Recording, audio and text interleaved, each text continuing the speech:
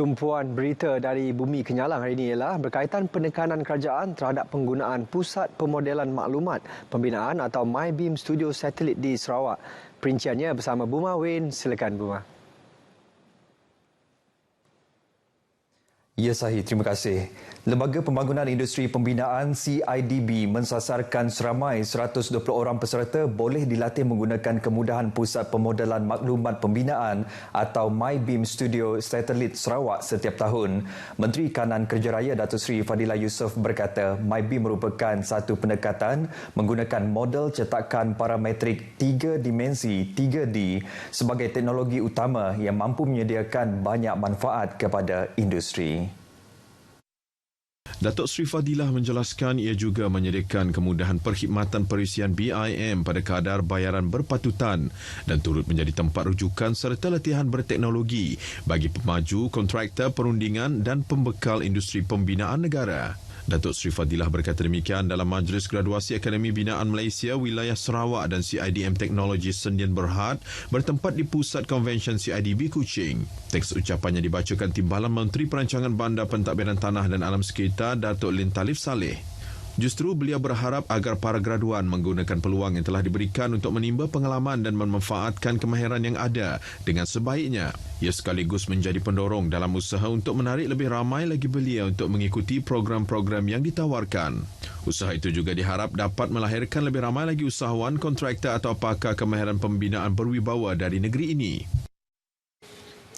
Kerajaan Sarawak menerusi tabung ekonomi gagasan anak Sarawak tegas amat menitikberatkan peluang pendidikan dan pekerjaan kepada generasi belia di Sarawak termasuk di kawasan luar bandar. Timbalan Menteri Wanita, Kanak-kanak dan Kesejahteraan Komuniti Datuk Roze Yunus menjelaskan tegas melalui jerayawara projek menjadikan cita-cita kepada realiti siri ke-7 memberi peluang samarata kepada golongan itu dalam bidang tersebut termasuk di bandar maupun luar bandar.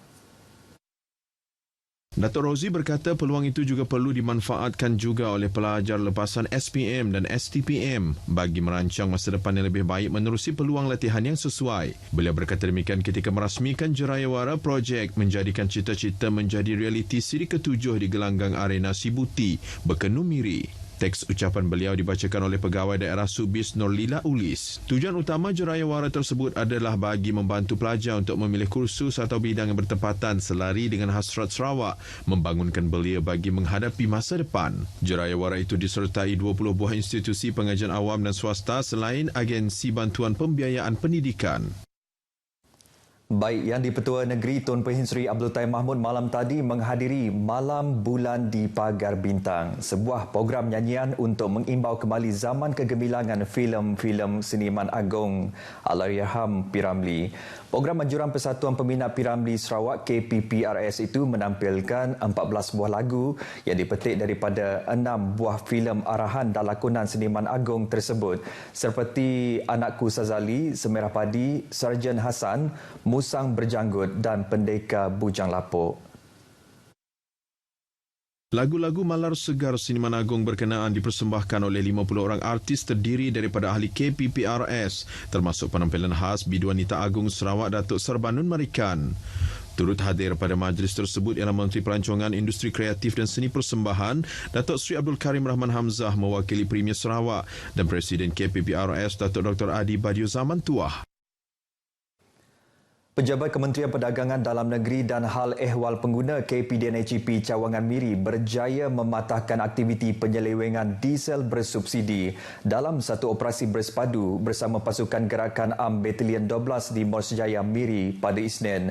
Ketua Cawangan Pejabat KPDNHP Miri dalam satu kenyataan memberitahu dalam operasi berkenaan pihaknya telah menahan 4 buah kenderaan pacuan 4 roda yang telah diubah suai.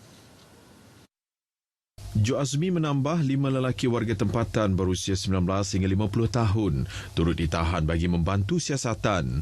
Dalam operasi berkenaan, mereka gagal mengemukakan permit khas daripada KPDNHP untuk menjalankan aktiviti berkenaan. Jumlah keseluruhan rampasan dianggarkan bernilai lebih RM210,000 yang terdiri daripada minyak diesel sebanyak 1,693 liter, 4 buah kenderaan pacuan 4 roda, pam elektrik dan tangki tambahan. Stesen minyak terbabit pula digantung operasi serta-merta sehingga siasatan kes selesai. Jo Azmi berkata kes terbabit akan disiasat di bawah Seksyen 20-1 Akta Kawalan Bekalan 1961 kerana memiliki barang kawalan iaitu diesel bersubsidi tanpa kebenaran pengawal dan dibaca bersama Seksyen 21 Akta Kawalan Bekalan 1961. Siasatan ke atas stesen juga sedang dilakukan di bawah Peraturan 21 PPKB 1974 sama ada melanggar syarat khas lesen. Program Jelajah Sihat Sarawakku anjuran Benchmark Health memberi banyak manfaat dan kebaikan kepada golongan B40 berumur 40 tahun ke atas secara percuma, terutama mereka yang tinggal di pinggir bandar dan luar bandar. Timbalan Menteri Infrastruktur dan Pembangunan Pelabuhan, Datuk Majarenggi berkata, kemudahan tersebut juga menyediakan saringan kesihatan secara terus kepada penduduk kawasan luar bandar tanpa perlu ke bandar. Datuk Majang berkata langkah itu juga penting bagi menyokong inisiatif Kementerian Kesihatan Malaysia yang menekankan kepentingan kesihatan setiap masyarakat. Ada beberapa jenis saringan kesihatan yang disediakan oleh pasukan Jelajah Sihat Sarawakku. Kali ini memang sudah diterangkan oleh doktor tadi, tetapi saya ingin sebutkan sekali lagi, seperti pemeriksaan tekanan darah, ujian darah dan air kencing. Begitu juga pemeriksaan fizikal, body mass index dan komposisi badan. Begitu juga ujian mata. Bila berkata demikian, semasa perasmian Jelajah Sihat Sarawakku di Rumah Renggan Samalaju Bintulu. Program Jelajah Sihat Sarawakku di kawasan Samalaju bermula Sabtu lepas hingga 19 Oktober ini membabitkan 31 lokasi. Saudara, lebih 500 wanita pelbagai bangsa dijangka berharap menggayakan busana tradisional kaum Tionghoa Cheongsam sempena acara Portrait of Cheongsam, Timeless Elegance and Legacy, anjuran Majlis Bandaraya Kuching Selatan MBKS di Kuching pada Sabtu minggu depan. Datuk Bandar MBKS Datuk Wee Hong Seng berkata acara yang julung kali diadakan itu adalah anjuran bersama Persekutuan Persatuan Wanita Cina Sarawak dan akan berlangsung selama 3 hari di Taman Palmarium MBKS dan Dewan Masyarakat MBKS. Beliau berkata demikian dalam sidang media di Kuching. Menurutnya lagi, setakat ini MBKS telah menerima lebih 300 pernyataan daripada peserta seluruh negeri sambil menyeru lebih ramai wanita untuk terlibat bagi memeriahkan lagi acara tersebut. Datuk Wee Hong Seng menambah pihaknya juga mengalu-alukan mereka untuk turut serta dengan menggayakan pakaian tradisional masing-masing agar mencerminkan kepelbagaian budaya dan bangsa di Sarawak. Jelasnya lagi, selain daripada perarakan tersebut, terdapat beberapa acara lain yang menarik termasuk pertunjukan fashion Cheongsam serta demonstrasi pembuatan pakaian tradisional berkenaan. Antara objektif utama acara berkenaan ialah untuk merapatkan lagi hubungan masyarakat di Sarawak yang terdiri daripada pelbagai etnik. Baik, sekian berita dari Sarawak. Kita kembali bersama Sahi di Angkasa Puri. Sahi, silakan. Terima kasih, Buma.